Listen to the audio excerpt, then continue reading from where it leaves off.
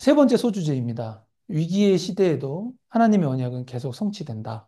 예. 애굽의 왕 바로의 꿈대로 애굽 전역에 기근이 점점 심해졌습니다. 창세기 47장 13절, 14절 우리 같이 읽겠습니다. 예, 같이 읽겠습니다.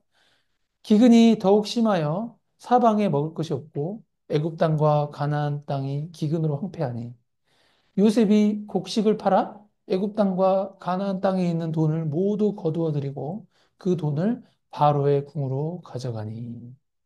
인간들의 눈으로 봤을 때는 엄청난 위기죠. 사실 우리가 사업이 망하거나 직장을 갑자기 잃게 된 경우에 정말 눈앞이 깜깜해집니다. 마치 애굽 전역에 퍼진 가뭄처럼 어디서 뭐 돈이 될 만한 먹거리를 찾아 헤매게 되는 것이 일반적인 우리 인간 세상입니다. 그런데 이런 위기의 순간 누군가 문제를 해결해주는 해법을 제시해 주거나 이게 먹을 것을 주게 되면은 그 사람의 의견을 제시한 대로 그 다음 단계로 진행됩니다. 뭐 먹고 살아야 되는데 어떡하겠어요. 따라줘야지. 돈 받아야 되니까. 그죠? 창세기 47장 15절 16절 같이 읽겠습니다.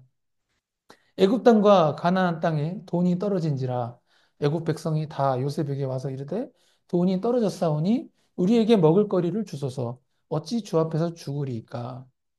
요셉이 이르되 너희의 가축을 내라. 돈이 떨어졌은즉 내가 너희의 가축과 바꾸어 주리라. 예, 애굽과 가나안에 돈이 다 떨어졌어요. 그러니까 가축으로 이제 물물교환이네요. 가축으로 곡식을 사게 만든 것입니다.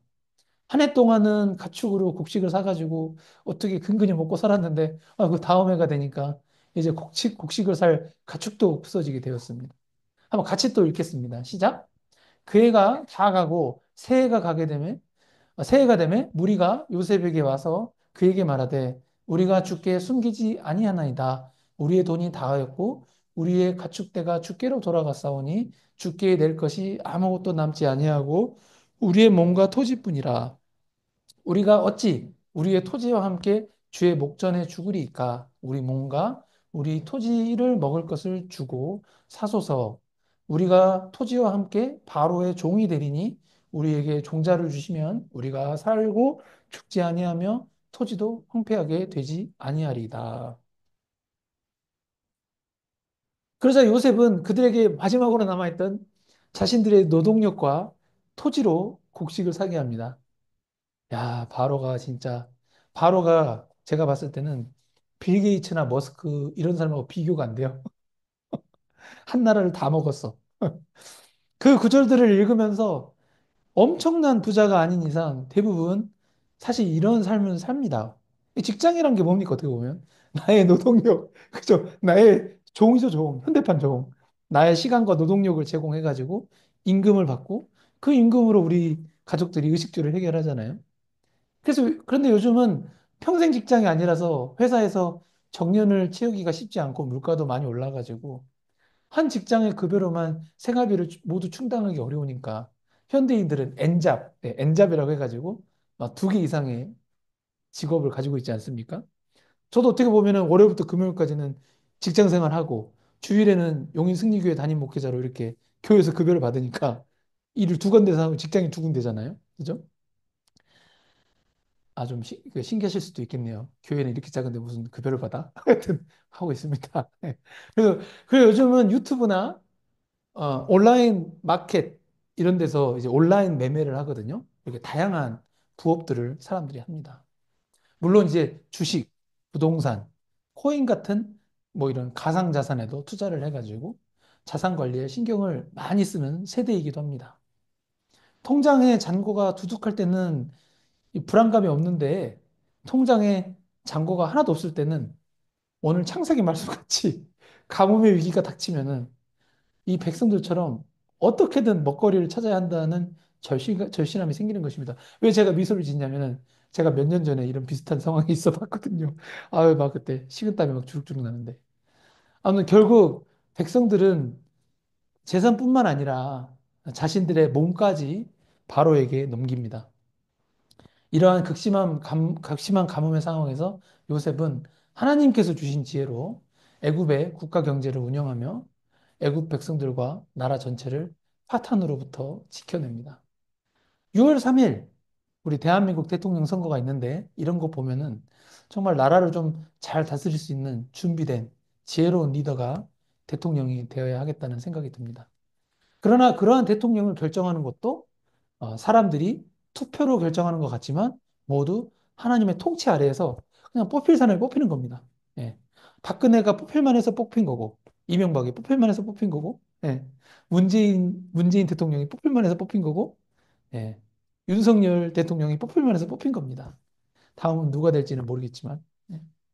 놀라운 점은 이와 같이 가뭄이 극심하고 먹을 것이 없어서 고통받는 절망적인 상황 가운데서도 이스라엘 자손은 고센 땅에서 생육하고 번성하였다는 부분입니다.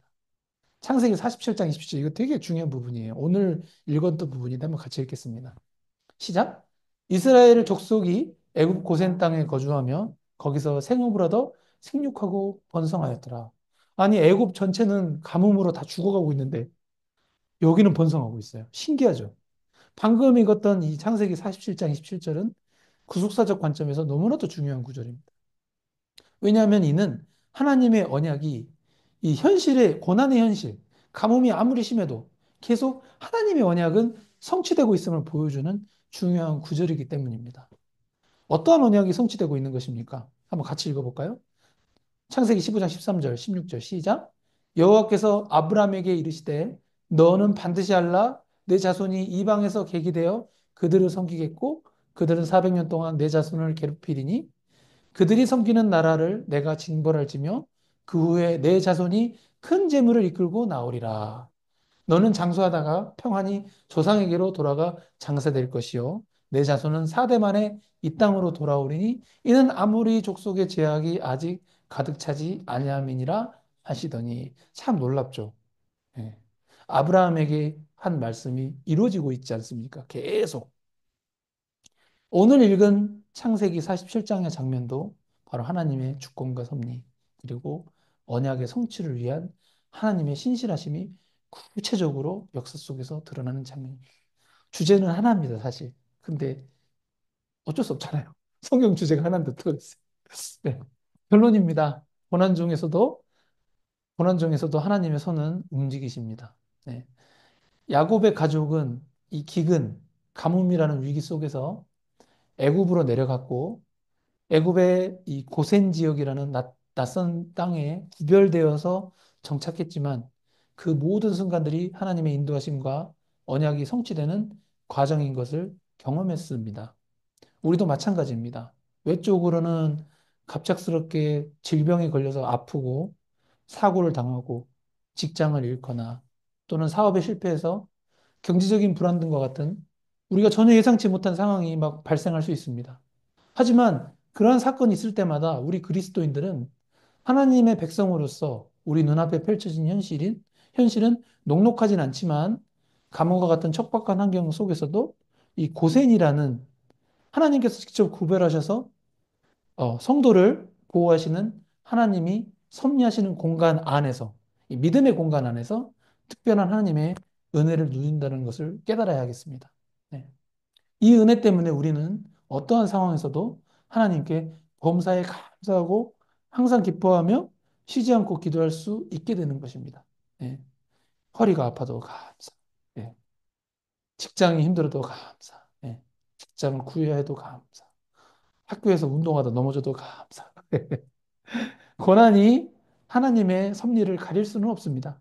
오히려 그 속에서 하나님의 손길과 구원을 향한 인도하심은 더욱 선명하게 드러나기 때문입니다.